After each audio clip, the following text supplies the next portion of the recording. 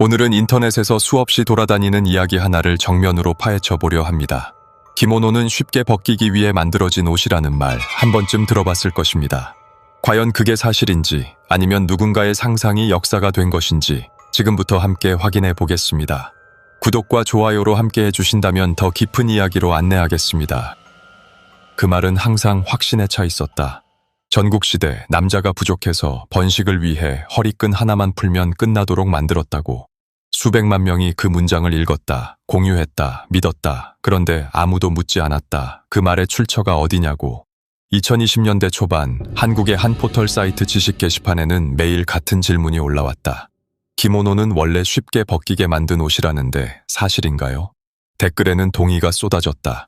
전국시대 때 남자가 많이 죽어서 인구를 늘려야 해서 그래서 일부러 그렇게 만들었다는 말이 답으로 채택되었다. 추천을 수백 개 받았다. 아무도 반박하지 않았다. 같은 시각 일본어 인터넷에는 비슷한 내용이 다른 언어로 흘러다니고 있었다. 영어권 포럼에서는 일본 문화의 충격적인 진실이라는 제목으로 같은 이야기가 같은 구조로 복사되어 있었다. 언어만 달랐다. 내용은 동일했다. 이 이야기가 퍼진 방식은 단순했다. 짧고 자극적이었다. 성적 호기심과 역사적 권위를 동시에 자극했다. 전국시대라는 단어는 충분히 오래되어 보였고 번식이라는 단어는 충분히 과학적으로 들렸다. 그리고 허리끈 하나라는 표현은 너무나 구체적이어서 마치 실제로 본 것처럼 느껴지게 만들었다. 이야기의 위력은 구체성에 있었다. 막연한 루머는 잊힌다.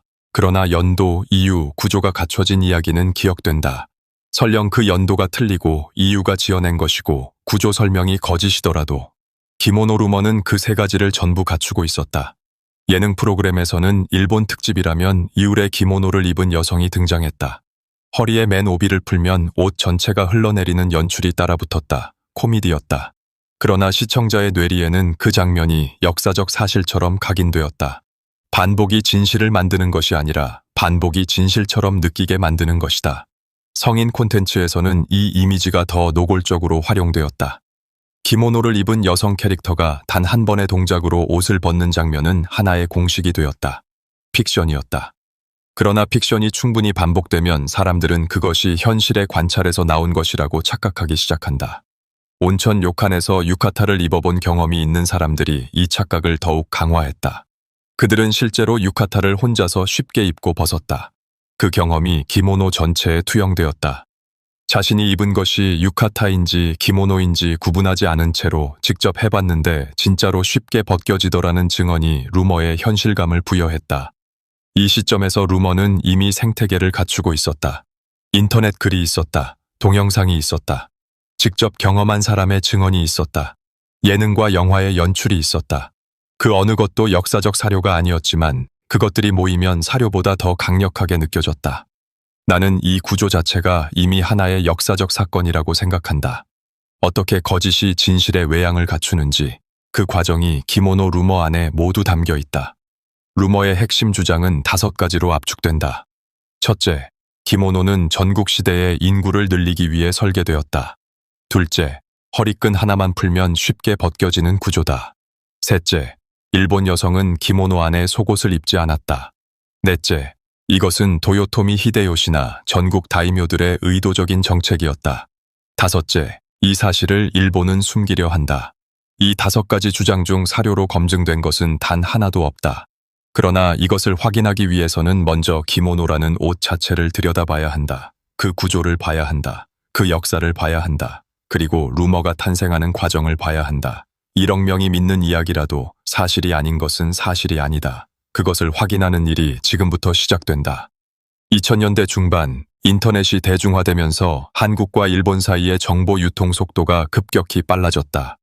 이 시기에 역사썰이라는 형식의 콘텐츠가 급증했다. 형식은 단순했다. 충격적인 제목, 짧은 문단, 자극적인 결론. 출처는 없거나 있어도 확인 불가능한 것이었다. 기모노 루머도 이 흐름 속에서 자라났다. 처음에는 작은 게시물이었다. 일본 역사 카테고리에 누군가 올린 글이었다. 출처는 적혀 있지 않았다. 전국시대 때라는 말만 있었다. 그러나 그 글은 추천을 받았고 퍼졌고 캡처되었고 다시 올라왔다. 인터넷 게시물 수준에서 어느 글이 가장 먼저 이 내용을 썼는지까지 정확히 특정하는 것은 현실적으로 매우 어렵다. 루머의 생리가 그렇다. 출처가 없기 때문에 비판도 어렵다. 어디를 공격해야 할지 알 수 없다. 루머에서 반복적으로 등장하는 키워드들을 분리하면 구조가 보인다. 전국시대. 이 단어는 루머의 역사적 무게를 부여한다. 전쟁이 많았고 사람이 많이 죽었고 사회가 혼란했다는 인상을 준다. 그러나 전국시대가 언제인지 어느 지역의 이야기인지 구체적인 연도와 지명은 등장하지 않는다. 번식장려. 이 단어는 생물학적 당위성을 부여한다. 전쟁으로 인구가 줄었으니 늘려야 했다는 논리다. 그러나 어느 다이묘가 어느 해에 어떤 법령으로 이를 지시했는지는 나오지 않는다. 허리끈 하나. 이 표현은 구체성을 부여한다. 추상적인 설명보다 한 동작이라는 묘사가 머릿속에 선명하게 그려진다. 그러나 실제 기모노 구조를 한 번이라도 본 사람이라면 이 표현이 얼마나 단순화된 것인지 즉각 알 수 있다. 속옷 부재. 이 주장은 성적 상상력을 직접 자극한다. 그러나 어느 시대에, 어느 계층에, 어느 상황에서의 이야기인지 구분이 없다. 루머가 작동하는 방식은 이렇다. 검증할 수 없을 만큼 막연하게 만들어 놓고 동시에 믿을 수 있을 만큼 구체적인 세부사항 하나를 집어넣는 것이다. 허리끈 하나라는 표현이 그 역할을 한다. 이런 구조를 갖춘 루머는 반박하기 매우 어렵다. 어느 전국시대냐고 물으면 전국시대 전반이라고 답하면 된다. 어느 다이묘냐고 물으면 기록이 없다고 하면 된다. 어디서 나온 말이냐고 물으면 어디선가 읽었다고 하면 된다. 반박의 여지를 스스로 닫아버리는 구조다. 이 시점에서 루머는 단순한 거짓말이 아니다. 구조적으로 생존하도록 설계된 이야기다. 그리고 그 설계는 매우 정교하다. 역사 연구자들이 이런 류의 루머에 접근할 때 가장 먼저 하는 일은 1차 사료를 찾는 것이다. 조선 왕조실록이나 사마천의 사기처럼 당대에 기록된 문서 안에 해당 주장의 근거가 있는지 확인한다. 기모노 루머의 경우 일본 측 1차 사료를 아무리 뒤져도 이 주장을 뒷받침하는 기록은 나타나지 않는다. 없다는 증명은 있다는 증명보다 어렵다. 그래서 루머는 더 오래 살아남는다. 없다고 증명하는 일에는 엄청난 노력이 필요하지만 있다고 주장하는 일에는 한 줄이면 충분하다. 기모노 루머가 불안하게 느껴지기 시작한 것은 이 이야기를 들은 사람들 중 일부가 실제로 복식사 관련 책을 찾아봤을 때였다. 거기에는 전혀 다른 내용이 적혀 있었다. 기모노의 기원, 구조, 사회적 기능에 관한 설명이 있었다. 그러나 쉽게 벗기기 위해 만들었다는 내용은 어디에도 없었다. 그 불일치가 작은 균열을 만들었다. 그리고 그 균열은 지금부터 더 커진다. 헤이안 시대 794년 교토가 일본의 새 수도로 정해졌다. 귀족 문화가 꽃을 피우기 시작한 이 시기에 일본의 복식은 중국 당나라의 영향을 받은 포계열 의복에서 점차 독자적인 방향으로 분화하기 시작했다. 이것이 기모노의 출발점이다. 포라는 것은 긴 직사각형 천을 몸에 감아 입는 형태의 옷이다. 중국의 한복과 유사한 계통이다. 일본은 이 형태를 받아들이면서도 자국의 기후와 미의식에 맞게 변형했다. 소매 모양이 달라졌다.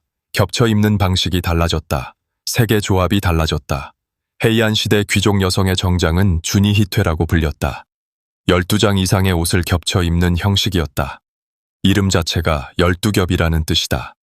가장 안쪽의 흰 속옷부터 시작해서 계절과 신분과 의례의 성격에 따라 색과 소재가 달라지는 옷들을 차례로 겹쳐 입었다. 이 옷의 총 무게는 대략 15에서 20kg 정도로 추정된다.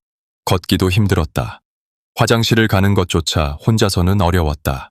시녀들의 도움이 필요했다. 이것이 기모노의 출발점이다. 쉽게 벗기기 위한 옷이 아니었다. 오히려 정반대였다. 기모노라는 단어 자체는 입는 것이라는 뜻의 일본어 기루모노에서 왔다. 지금 우리가 기모노라고 부르는 옷의 직접적인 전신은 고소대다. 작은 소매라는 뜻이다. 헤이안 시대에는 주니이퇴 안쪽에 입는 속옷으로 사용되던 옷이었다. 그것이 무로마치 시대를 거쳐 에도 시대에 이르러 겉옷으로 자리를 잡았다. 여기서 중요한 사실이 하나 드러난다. 기모노의 전신은 속옷이었다. 겉으로 드러내기 위한 옷이 아니라 감추기 위해 안에 입던 옷이었다. 그것이 세월이 지나면서 겉옷이 된 것이다. 이 역사적 맥락을 알고 있다면 기모노가 성적 접근을 쉽게 하기 위해 설계되었다는 주장이 얼마나 맥락을 무시한 것인지 알 수 있다. 에도 시대 1603년부터 1868년 사이에 기모노는 일본 전역에서 가장 보편적인 의복으로 자리 잡았다. 귀족만의 옷이 아니었다. 상인, 장인, 농민, 무사 모두 기모노를 입었다. 계층에 따라 소재와 색상과 무늬에 엄격한 차이가 있었지만 기본 형태는 동일했다. 에도 막부는 복식에 관한 규정을 매우 세밀하게 통제했다. 어느 계층이 어떤 색의 기모노를 입을 수 있는지, 어떤 소재를 쓸 수 있는지, 무늬의 크기와 종류는 어떻게 해야 하는지가 법으로 정해져 있었다. 이것을 사치 금지령이라고 부른다. 현재까지 알려진 에도, 막부의 복식 규정, 어디에서도 기모노의 구조를 성적 접근이 용이하도록 바꾸라는 내용은 확인되지 않는다. 에도 막부가 복식을 통제한 주된 이유는 사치 억제와 신분 질서 유지였다. 전국시대는 에도 시대 이전이다. 대략 1467년부터 1615년 사이를 말한다. 루머에서 말하는 그 전국시대다. 그런데 이 시기에도 기모노의 기본 구조는 헤이안 시대의 전통을 이어받고 있었다. 전쟁 때문에 갑자기 옷의 구조를 바꾸었다는 기록은 어디에도 없다. 전쟁이 복식에 영향을 미친 것은 사실이다. 그러나 그 영향은 남성의 갑옷 아래 입는 속옷의 소재가 달라진다거나 이동이 편하도록 소매를 묶어 올리는 방식이 생긴다거나 하는 실용적인 변화였다. 성관계를 편리하게 하기 위해 옷의 구조를 바꾸었다는 기록은 단 한 건도 확인되지 않는다. 첫 번째 사건은 바로 이것이다. 루머가 주장하는 역사적 맥락이 실제 역사와 정면으로 충돌한다. 기모노는 성적 편의를 위해 발명된 것이 아니라 귀족 문화의 예복 전통에서 시작해 에도 시대의 대중적 일상복으로 진화한 옷이다. 그 역사는 수백 년에 걸쳐 있고 그 어느 단계에서도 번식 장려 정책과 복식 설계가 연결된다는 증거는 존재하지 않는다. 루머가 주장하는 역사는 실제 역사와 완전히 다른 이야기다. 기모노를 실제로 입어본 사람이라면 안다. 그것은 결코 간단한 옷이 아니다. 정식 기모노 착용 과정은 전문 착장사가 돕는 경우에도 보통 수십 분이 걸린다. 혼자 입으려면 그보다 더 시간이 오래 걸린다. 그리고 정해진 순서가 있다. 순서를 틀리면 전부 다시 시작해야 한다. 기모노의 구조를 분해하면 다음과 같다. 가장 안쪽에 하다지기라는 얇은 흰 속옷을 입는다. 그 위에 나가주반이라고 불리는 속기모노를 입는다. 나가주반은 기모노와 거의 같은 형태를 갖추고 있다. 그것이 기모노의 안감 역할을 하고 겉에서 보이는 깃 부분도 여기서 나온다. 나가주반을 입고 나서 코시히모라는 허리끈으로 한 번 묶는다. 그런 뒤 기모노 겉감을 입는다. 기모노를 왼쪽이 위로 오도록 여미고 다시 코시히모로 묶는다. 이때 묶는 위치와 방향이 정해져 있다. 다음에는 오비라는 넓은 허리띠를 댄다. 오비는 폭이 30cm 안팎이고 길이는 3m에서 4m에 이른다. 이것을 허리에 두르고 뒤쪽에서 묶는다. 오비를 묶는 방식도 여러 가지가 있다. 결혼 여부, 나이, 의례의 성격에 따라 다른 방식을 쓴다. 오비를 고정하기 위해 오비지메라는 별도의 끈을 다시 묶는다. 오비 위에 덮어놓는 오비아게라는 천도 있다. 여기에 고름 형태의 장식이 더해지기도 한다. 이 모든 것이 다 갖춰진 상태에서 기모노는 완성된다. 허리끈 하나만 풀면 끝이라는 말은 이 구조 앞에서 성립하지 않는다. 오비 하나를 푸는 데만도 여러 단계가 필요하다. 오비 아래 코시히모가 있고 그 아래 나가주반이 있고 다시 속옷이 있다. 한 겹을 벗겨내면 그 아래에 또 다른 옷이 있다. 루머에서 말하는 허리끈 하나는 아마도 오비를 가리키는 것으로 보인다. 오비는 실제로 넓고 눈에 잘 띄는 부분이다. 그러나 오비 하나를 풀어낸다 해도 기모노가 벗겨지지는 않는다. 오비 아래에 별도의 끈이 있고 그것이 나가주반을 묶고 있으며 나가주반 아래에도 속옷이 있다. 숙련된 착장사가 한 사람을 완전히 입히는데 30분이 걸린다면 그것을 벗기는데도 상당한 시간이 필요하다. 빠르고 단순한 구조가 아니다. 비정상적인 것은 기모노가 아니다. 비정상적인 것은 이 복잡한 구조를 보고도 쉽게 벗기기 위해 만들어진 옷이라는 결론을 내린 이야기다. 이 지점에서 하나의 의문이 생긴다. 정말로 인구를 늘리기 위해 복식을 개량하려 했다면 왜 오히려 더 복잡한 구조를 유지했을까? 더 단순하게 만들지 않았을까? 역사 속에서 실제로 전시에 복식이 단순해진 사례는 있다. 그러나 그것은 생산 효율과 이동의 편해 때문이었다. 성관계의 편해 때문이 아니었다. 루머의 논리는 처음부터 거꾸로 되어 있다. 인구를 늘리기 위해 옷을 쉽게 만들었다는 주장이 사실이 되려면 옷이 성관계의 주요 장애물이어야 한다. 그런데 어느 시대, 어느 사회에서도 옷의 구조가 출생률을 결정한다는 역사적 근거는 없다. 성관계에서 복식은 장벽이 아니었다. 굳이 벗겨지기 쉽게 만들 이유가 없었다는 말이다. 처음부터 이 주장은 전제가 잘못되어 있었다. 그 잘못된 전제 위에 그럴듯한 세부 사항이 얹어졌다. 그리고 그 구조 전체가 역사적 진실인 것처럼 포장되었다. 비정상성은 기모노 안에 있는 것이 아니라 이 루머를 만들어낸 상상력 안에 있었다. 기모노 루머가 단순한 오해에서 끝나지 않고 이토록 강력하게 퍼진 데는 이유가 있다. 그 이유 중 하나는 이 루머가 특정한 감정 구조 위에 올라타 있기 때문이다. 일본에 대한 적대감이다. 한국과 일본 사이의 역사적 갈등은 길고 복잡하다. 식민 지배의 기억, 해결되지 않은 배상 문제, 역사 인식의 차이. 이런 맥락 속에서 일본을 비하하거나 일본 문화를 왜곡하는 이야기는 쉽게 받아들여지는 경향이 있다. 그것이 사실인지 아닌지를 검증하기 전에 그럴 것 같다는 감정이 먼저 작동한다. 기모노 루머는 이 감정 구조와 딱 맞아 떨어졌다. 일본 여성을 성적으로 대상화하는 이야기이고 일본의 전통 문화를 성적 도구로 환원하는 이야기다. 이것은 일본의 적대적인 시각을 가진 사람들이 공유하고 싶어하는 종류의 이야기였다. 그러나 이 이야기의 피해자는 실제로 일본이 아니다. 이 루머의 진짜 피해자는 역사적 사실이다. 서구에서도 비슷한 구조가 작동했다. 19세기 이후 서구가 일본을 바라보는 시선에는 오리엔탈리즘이 깔려 있었다. 동양을 신비롭고 이국적이고 성적으로 개방적인 공간으로 상상하는 시선. 기모노와 게이샤 이미지는 이 시선의 핵심 도구였다. 클로드 모네는 기모노를 입은 여인을 그렸다. 자포니즘이라고 불리는 서구의 일본 취향 열풍이 19세기 후반에 절정에 달했다. 이 시기 서구 화가들이 그린 기모노 여성들의 이미지는 대부분 유혹적인 색채를 띠고 있었다.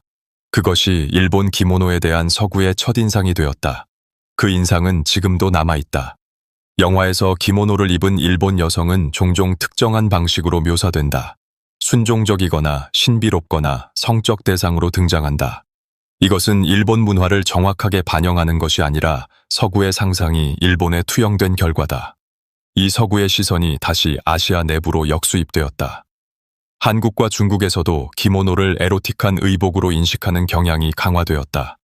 그것은 일본 문화 자체에서 나온 것이 아니라 서구가 일본을 바라보던 방식을 아시아가 받아들인 결과였다.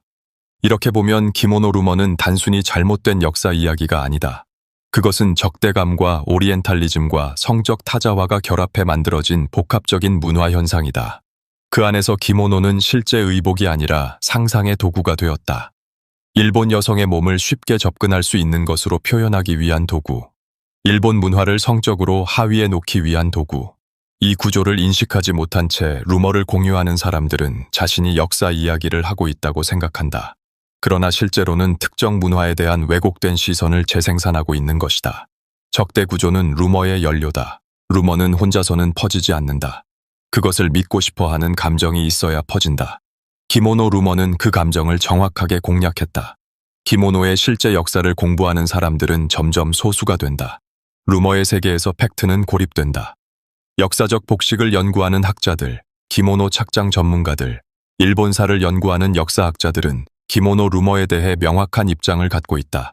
그들의 결론은 단호하다. 기모노가 쉽게 벗기기 위해 설계되었다는 주장을 뒷받침하는 학술적 근거는 없다. 그러나 이들의 목소리는 도달하지 못한다. 조회수 100만짜리 영상 앞에서 복식사 전문 논문은 힘이 없다. 전문가의 설명은 길고 어렵다. 루머는 짧고 자극적이다. 경쟁이 되지 않는다. 정보의 고립이 시작된다.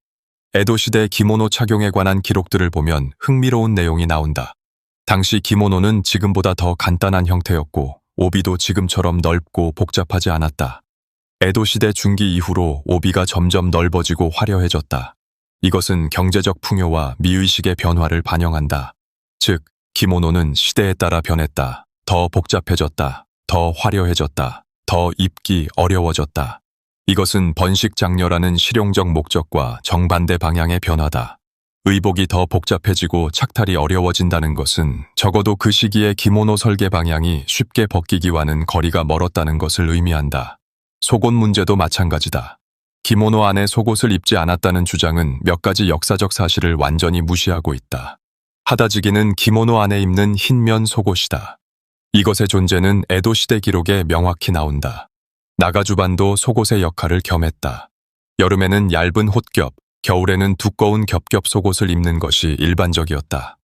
물론 가난한 서민 중에는 하다주반 나가주반 같은 전용 속옷을 충분히 갖추지 못한 경우도 있었을 것이다. 이것은 경제적 조건의 문제이지 기모노의 설계 의도와는 무관하다.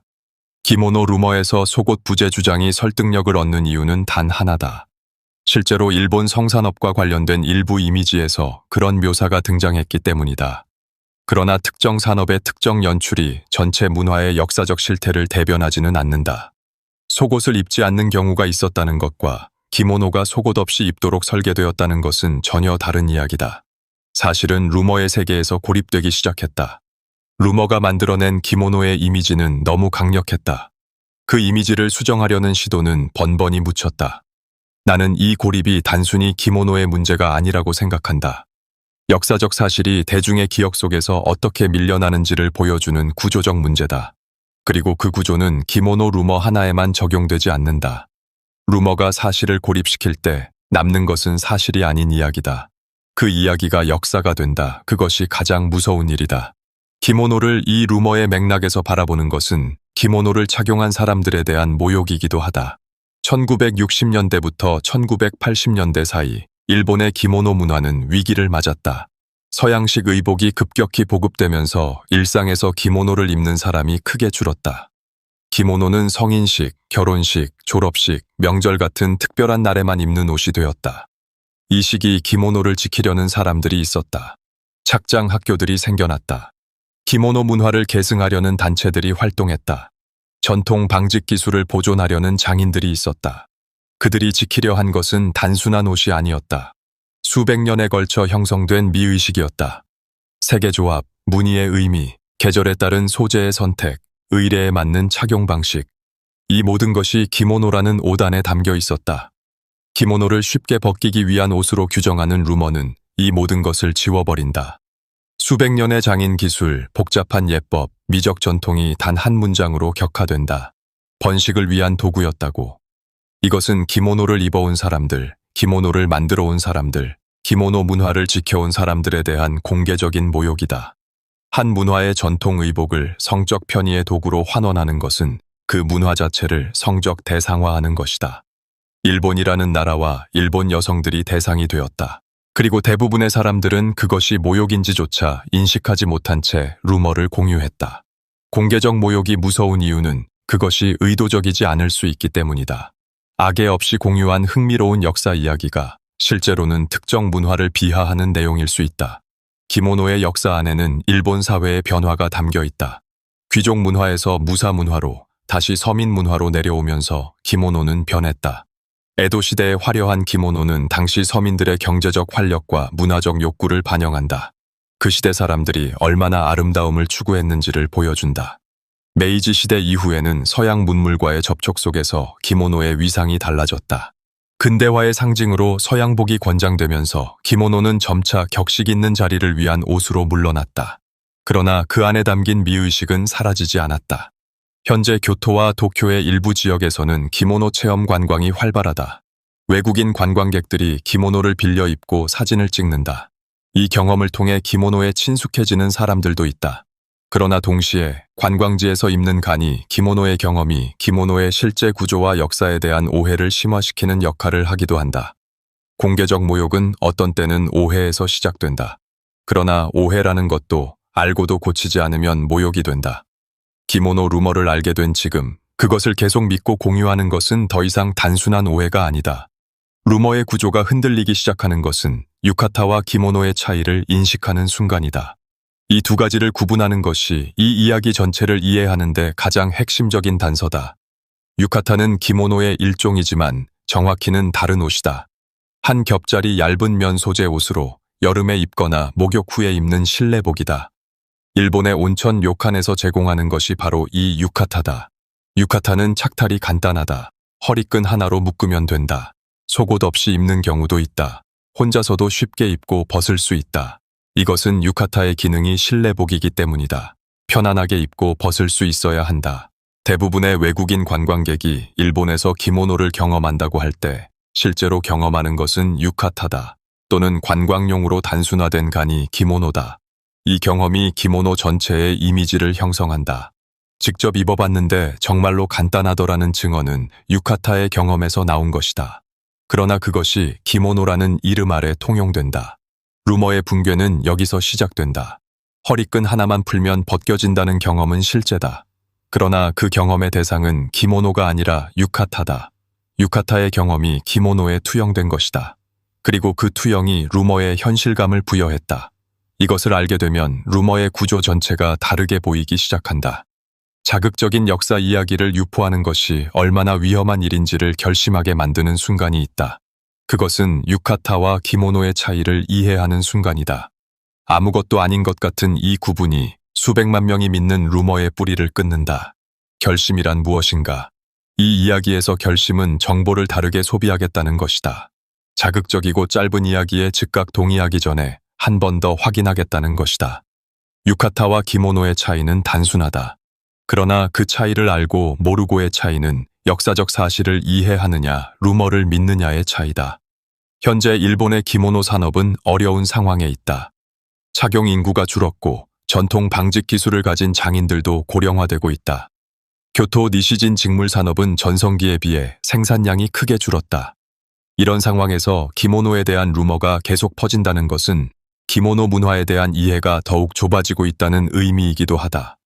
기모노를 단순한 성적 도구로 바라보는 시선은 기모노라는 옷이 담고 있는 수백 년의 역사와 미의식을 보이지 않게 만든다. 그리고 그 결과로 남는 것은 착각과 편견만으로 이루어진 이미지다. 붕괴는 루머의 붕괴다. 결심은 사실을 직시하겠다는 결심이다. 그리고 그 결심이 이 이야기의 방향을 바꾼다. 기모노의 역사를 정면으로 마주하면 루머는 설 자리를 잃는다. 헤이안 시대 794년부터 시작된 기모노의 역사를 거슬러 올라가면 일관된 흐름이 보인다. 기모노는 신분과 예법의 표현이었다. 색, 무늬, 겹이수, 소재 모두가 사회적 위치를 드러내는 언어였다. 헤이안 귀족 여성이 입은 주니이퇴는 12겹이 원칙이었지만 실제로는 그 이상을 입기도 했다. 계절에 따라 색의 조합이 달랐다. 봄에는 벚꽃을 연상시키는 색이, 가을에는 단풍을 연상시키는 색이 쓰였다. 이것을 카사네 노이로메라고 불렀다. 겹쳐 입는 색의 미학이라는 뜻이다. 이런 복잡한 미적 체계가 번식을 위해 쉽게 벗기려고 만든 오단에 담겨 있을 리 없다. 무로마치 시대 1336년부터 1573년 사이에 기모노는 귀족의 예복에서 점차 일반화되었다. 이 시기에 고소대, 즉 작은 소매 형태의 옷이 겉옷으로 자리를 잡았다. 전국시대도 이 시기에 포함된다. 루머가 말하는 바로 그 전국시대다. 전국시대의 복식 기록을 보면 어떤 내용이 나오는가? 전쟁으로 인한 물자 부족이 복식에도 영향을 미쳤다. 화려한 장식이 줄었다. 실용적인 소재가 늘었다. 이동이 편하도록 소매를 묶어 올리는 방식이 확산되었다. 성관계를 편리하게 하기 위해 옷을 개량했다는 내용은 없다. 당연히 없다. 그런 기록이 실제로 존재했다면 역사학자들이 이미 발굴하고 분석했을 것이다. 에도시대 1603년부터 1868년 사이의 기록은 훨씬 풍부하다. 에도시대는 상업의 발달과 함께 도시 문화가 꽃을 피운 시기다. 이 시기 기모노 문화도 절정에 달했다. 부유한 상인들이 화려한 기모노를 입으며 경쟁했다. 막부는 사치 금지령을 여러 차례 내렸다. 기모노가 사치의 도구가 되었을 만큼 화려해졌다는 말이다. 이 시기 유광 문화도 발달했다. 유광 여성들이 화려한 기모노를 입은 이미지가 우키요에, 즉 풍속화에 많이 남아있다. 이런 이미지들이 후대에 기모노와 성적 이미지를 연결시키는데 영향을 미쳤을 수 있다. 그러나 여기서 중요한 구분이 필요하다. 유광 여성이 기모노를 입었다는 것과 기모노가 유곽을 위해 설계되었다는 것은 완전히 다른 이야기다.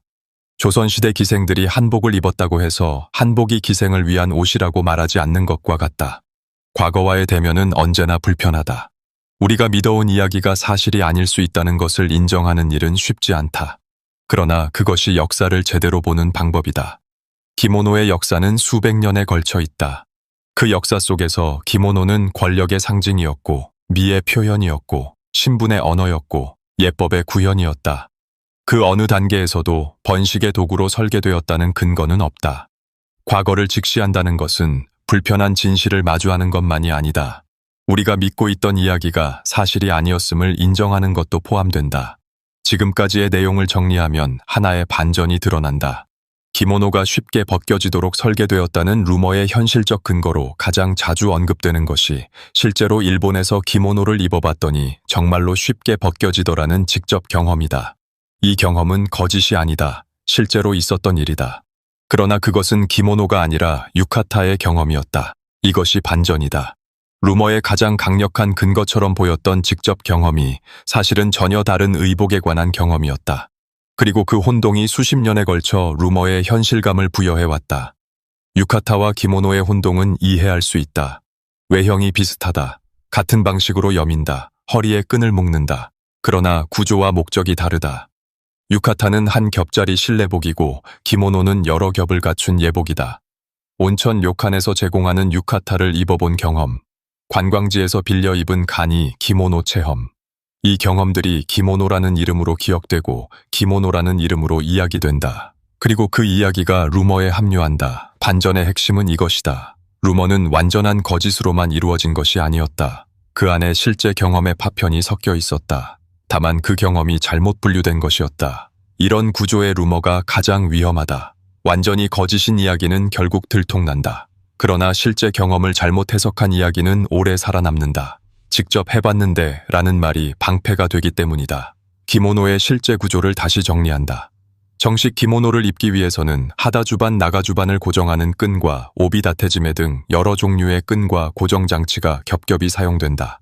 하다지기, 나가주반, 코시히모 2개에서 3개, 기모노 본체, 오비, 오비지메, 오비야게. 이것들을 순서에 맞게 착용한 상태에서 기모노를 한 번의 동작으로 벗는 것은 물리적으로 불가능하다. 숙련된 착장사가 도움을 주어도 완전히 벗기까지는 여러 단계가 필요하다. 그 과정은 수분이 걸린다. 이 구조가 쉽게 벗기기 위해 설계된 것이라는 주장은 실제 구조를 한 번이라도 확인한 사람이라면 성립하지 않는다는 것을 안다. 그러나 대부분의 사람들은 실제 구조를 확인하지 않는다. 그들은 유카타 착탈의 경험과 루머를 연결하고 그것이 일치한다고 느낀다. 이 느낌이 루머를 살아있게 만든다. 반전은 루머가 거짓이라는 것이 아니다. 반전은 루머가 진짜처럼 느껴지는 이유가 실제로는 다른 무언가의 경험이었다는 것이다. 그리고 이 반전을 알게 된 지금 우리가 다음으로 해야 할 일이 있다. 이 구조가 기모노 루머에만 적용되는 것인지 아니면 우리가 역사적 진실이라고 믿는 다른 이야기들에도 같은 구조가 숨어 있는지 확인하는 일이다. 기모노 루머를 역사적으로 최종 정리하면 다음과 같다. 첫째, 기모노는 전국시대 인구 증가 정책과 관련이 없다. 일본의 전국시대는 약 1467년부터 1615년 사이를 가리킨다. 이 시기에 인구 감소가 있었던 것은 사실이다. 전쟁으로 인한 사망과 기근이 있었다. 그러나 이 시기에 어느 다이묘도, 어느 문헌도 기모노의 구조를 번식 목적으로 변경했다는 기록을 남기지 않았다. 가능한 1차 사료들, 즉 당시의 일기, 공문서, 군기, 복식 관련 기록을 아무리 뒤져도 이 주장의 근거는 나오지 않는다. 없다는 것이 증명이다. 둘째, 기모노의 구조는 착탈이 복잡하도록 발전해왔다. 헤이안 시대 귀족 예복에서 시작해 에도 시대의 대중적 복식으로 변화하는 과정에서 기모노는 더 복잡해졌다. 오비가 넓어졌다. 끈이 많아졌다. 착용법이 세밀해졌다. 이것은 미의식과 예법의 발전을 반영한다. 쉽게 벗기기 위한 방향과는 정반대다. 셋째, 속옷의 부재는 일반화할 수 없다. 에도 시대 기록에는 하다지기와 나가주반 등 속옷 역할을 하는 의복이 명확히 등장한다. 가난한 계층 중 속옷을 갖추지 못한 경우가 있었지만 이것은 기모노의 설계 의도가 아니라 경제적 조건의 반영이다. 넷째, 유카타와 기모노는 다른 의복이다. 유카타는 한 겹짜리 면 소재 실내복으로 착탈이 간단하다. 기모노는 여러 겹으로 구성된 예복으로 착탈에 상당한 시간과 기술이 필요하다. 유카타의 경험이 기모노에 투영되어 루머의 현실감을 부여한 것이다. 다섯째, 기모노의 성적 이미지는 근대 이후에 강화되었다. 에도 시대 유광 문화와 관련된 우키요의 이미지들, 19세기 이후 서구의 오리엔탈리즘, 근대 성산업에서의 기모노 활용이 겹치면서 근대 이후 대중문화 속에서 기모노가 성적 이미지와 자주 연결되기 시작했다. 그러나 이것은 기모노의 역사적 기원이나 설계 의도와는 무관하다. 루머 체크리스트의 5가지 주장이 모두 역사적 근거를 갖추지 못하고 있다는 결론이 나온다. 기모노는 쉽게 벗기기 위해 만들어진 옷이 아니었다. 그것은 수백 년에 걸쳐 형성된 복잡한 미의식과 사회적 예법의 산물이었다. 그 역사는 부정될 수 없다. 그렇다면 루머는 어디서 왔는가? 그것은 역사에서 온 것이 아니었다. 서구의 오리엔탈리즘에서, 인터넷의 자극적인 콘텐츠 문화에서, 유카타와 기모노의 혼동에서, 그리고 검증 없이 이야기를 공유하는 습관에서 왔다. 역사는 자극적인 이야기로 단순화되지 않는다. 기모노의 역사도 마찬가지다. 기모노 루머는 지금도 퍼지고 있다. 이 스크립트를 작성하는 시점에도 인터넷 어딘가에서는 전국시대 번식정책이라는 표현과 함께 기모노 이야기가 공유되고 있을 것이다. 누군가는 지금 처음 그 이야기를 읽고 흥미롭다고 생각하고 있을 것이다. 루머는 멈추지 않는다. 그것이 루머의 특성이다. 그러나 이 이야기를 읽은 사람은 달라진다. 한 번이라도 사실을 확인한 사람은 다음에 같은 이야기를 들었을 때 다르게 반응할 수 있다. 그것이 이 이야기의 가치다. 기모노 루머가 남기는 질문은 기모노에 관한 것이 아니다. 그것은 우리가 정보를 어떻게 소비하는가에 관한 질문이다. 충격적인 역사 이야기를 들었을 때 우리는 무엇을 먼저 하는가? 출처를 묻는가? 사료를 확인하는가? 아니면 공유 버튼을 먼저 누르는가? 대부분의 경우 공유 버튼이 먼저다. 그것이 지금 우리가 사는 정보 환경의 현실이다. 기모노 루머는 이 환경이 만들어낸 결과물이다. 짧고 자극적이고 그럴듯한 이야기, 검증할 의지를 갖기 전에 이미 수십만 명에게 도달하는 속도, 직접 경험이라는 이름으로 포장된 오해. 이런 구조는 기모노 루머에만 적용되지 않는다. 역사 이야기라는 형식을 띤 루머들은 수없이 많다. 클레오파트라에 관한 오해, 콜럼버스에 관한 오해, 중세 유럽에 관한 오해. 그 모두가 비슷한 구조를 갖고 있다. 자극적이고 구체적이고 검증하기 어렵고 믿고 싶은 감정에 호소한다. 역사를 제대로 보는 것은 불편한 일이다. 우리가 알고 있다고 생각한 것이 실제로는 루머였다는 것을 인정하는 일은 더 불편하다. 그러나 그 불편함을 감수하지 않으면 우리는 계속 루머의 세계 안에서 살게 된다. 기모노는 지금도 일본의 각종 의례에서 사용된다. 성인식에서, 결혼식에서, 졸업식에서, 명절에서. 기모노를 입은 사람들은 그 옷이 수백 년의 역사를 담고 있다는 것을 알고 있다. 그 옷이 쉽게 벗기기 위한 도구였다는 이야기는 그들에게 닿지 않기를 바란다. 전통 방직 기술을 이어가고 있는 교토의 장인들이 있다. 기모노의 무늬 하나를 짜는데 수개월이 걸리는 작업을 하는 사람들이다. 그들이 만드는 것은 번식의 도구가 아니다. 시간과 기술이 담긴 예술품이다. 그리고 그 예술품을 성적 편의의 도구로 환원한 루머가 인터넷에서 수백만 번 공유되었다. 이것이 루머의 무게다. 가볍게 공유된 이야기가 누군가의 문화에 남기는 상처는 공유한 사람들이 생각하는 것보다 훨씬 무겁다. 기모노 이야기는 여기서 끝나지 않는다. 이 이야기를 읽은 사람이 다음에 또 다른 자극적인 역사 이야기를 만났을 때 한 번 더 생각하는 것. 그것이 이 이야기의 진짜 결말이다. 나는 기모노 루머가 악의에서 시작되었다고 생각하지 않는다. 대부분의 사람들은 그냥 흥미롭다고 느꼈을 것이다. 그러나 흥미롭다는 것이 사실이라는 의미는 아니다. 우리는 흥미로운 이야기를 원하기 때문에 흥미로운 이야기를 사실로 받아들이는 경향이 있다. 기모노는 그 경향의 피해자였다. 앞으로 우리가 역사를 소비하는 방식이 조금이라도 달라진다면 이 이야기는 충분히 의미가 있다.